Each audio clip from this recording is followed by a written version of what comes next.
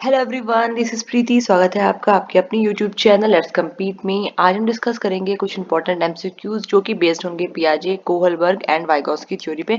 तीनों थ्योरी बहुत ज़्यादा इंपॉर्टेंट है। सीटेट और यूपीटेट के पॉइंट ऑफ व्यू से हमेशा क्वेश्चन पूछे जाते हैं, सीटेट में तो स्पेशली, और यूपीटेट में भी पियाजे, कोहलबर्ग और वाइगॉस्की से क्वेश्चन पूछे ही जाएंगे।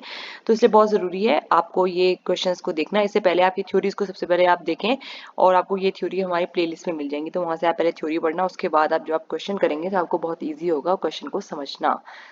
चलिए डिस्कस करते हैं। हमारा पहला क्वेश्चन है, अकॉर्डिंग टू पियाजे during first stage of development, जो कि होती है birth to about 2 years a child learns best. देखो ये पूछा गया कि जो पियाजे की डेवलपमेंट की स्टेजेस थी उसमें जो फर्स्ट स्टेज है उसमें बच्चा बेसिकली क्या सीखता है।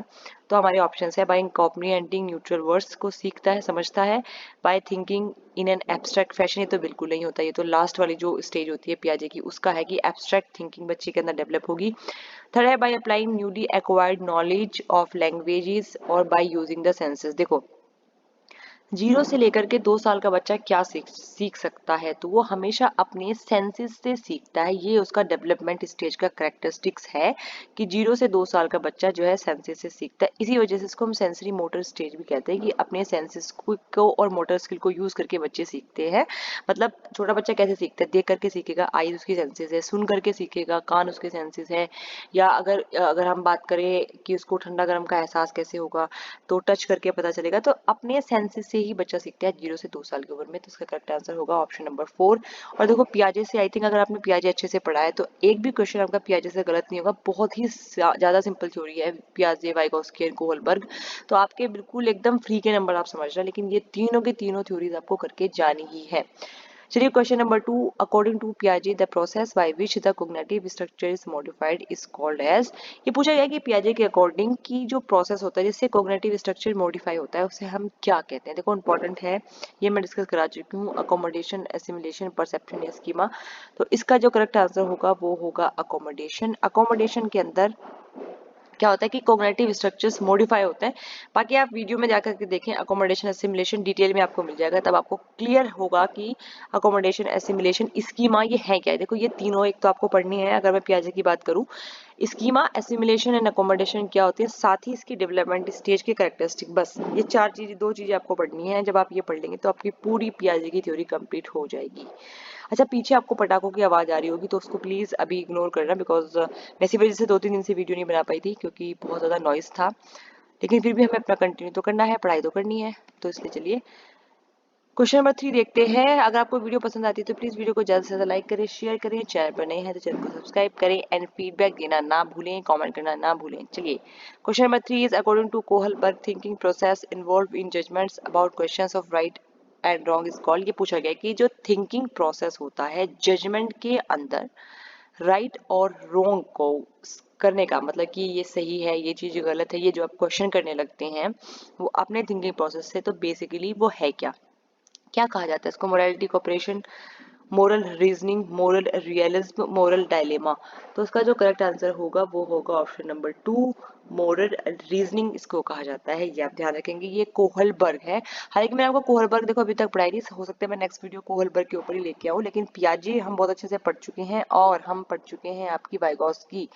तो वो दोनों आप देखें, और कोलबर्ग में एक या 2 दिन में आपको अपडेट कर दूंगी, तो आप उसको देखने के बाद ये क्वेश्चन समझेंगे। फिर क्वेश्चन नंबर 4 इज, पियाजे stages in which child displays object permanence. देखो इस तरह के क्वेश्चन ही मैंने आपको अभी बोला है कि ये सारे क्वेश्चन पहले बता देती हूँ, सीटेट में पूछे गए हैं तो इसलिए आपके इंपॉर्टेंट हो जाते हैं। और करेक्टरिस्टिक पढ़नी है आपको हर स्टेज की पियाजे की, ठीक है। पियाजे stage in which child develops object permanence. Object permanence जो होता है, वस्तु स्थायित्व, किसका गुण है, concrete operational, formal operational, sensory motor, pre operational. तो उसका करेक्ट आंसर होगा option number 3। Sensory motor stage का जो एक इम्पॉर्टेंट कैरेक्टरिस्टिक है वो है वस्तु स्थायित्व, object permanence. Sensory motor stage खत्म होते होते बच्चे के अंदर ऑब्जेक्ट परमानेंस विकसित हो जाती है। मतलब ये होता है कि जैसे अगर आप एक 2 महीने के बच्चे के सामने खिलौना लेके आओगे, थोड़ा सा हंसेगा, फिर आप खिलौना लेके चले जाओगे तो उसको कोई फर्क नहीं पड़ेगा। मतलब उसके सामने वो चीज एग्जिस्ट नहीं करती, उसको मतलब नहीं पता कि लोन एक्चुअली क्या है।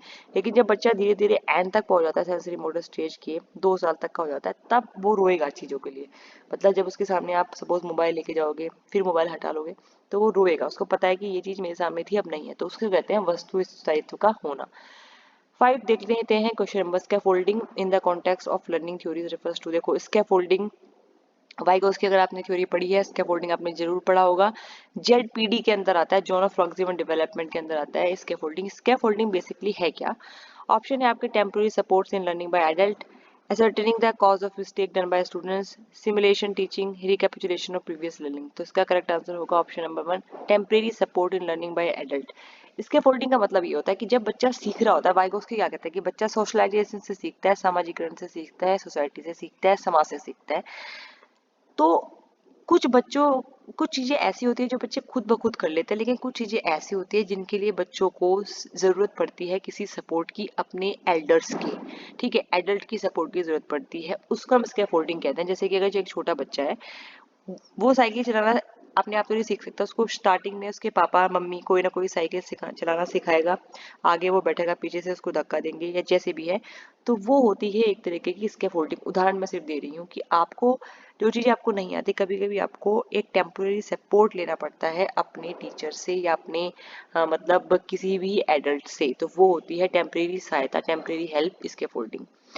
Knowledge of filling the blanks will be most significant for a teacher dealing with a class comprising student of mixed age group। ये पूछा गया कि एक क्लास है जिसमें कि मिक्स्ड एज ग्रुप के बच्चे हैं, मतलब डिफरेंट एज ग्रुप के बच्चे हैं, तो क्या चीज टीचर को पता होनी चाहिए जो उसके क्लास में बच्चों को डील करने के लिए जरूरी होगी, ये है आपका question. Occupation of the parents, obvious सी बात है, बिल्कुल फर्क नहीं पड़ता आपके पेरेंट्स का क्या ऑक्यूपेशन है। सोशो इकोनॉमिक बैकग्राउंड बच्चे का क्या है, इससे डीलिंग में कोई प्रॉब्लम, मतलब उससे कोई फर्क ऐसा पड़ेगा नहीं।